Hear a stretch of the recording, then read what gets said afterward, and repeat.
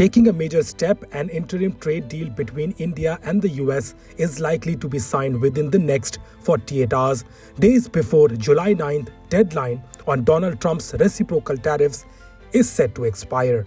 Sources said the negotiations were in the final stages, with India digging in its heel on its stance of not opening the agriculture and dairy sectors completely to the US.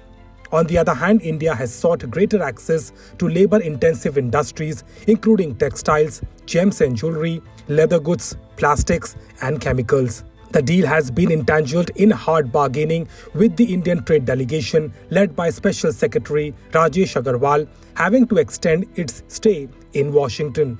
The key sticking point has been the Trump administration's demand for wider access to India's agriculture sector. According to sources, India has refused to budge on lowering tariffs on genetically modified corn, soybeans, rice, and wheat grown in the US.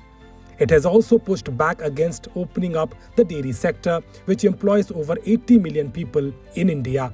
India's hard stand on agriculture is due to the politically sensitive nature of the sector, with fears that wider foreign access would trigger another round of protests by farmers.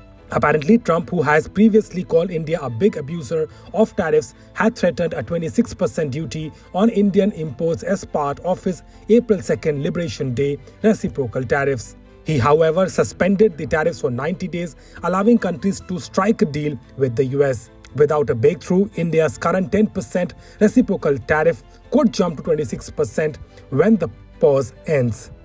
India is among more than a dozen countries negotiating with Washington to avert the increase.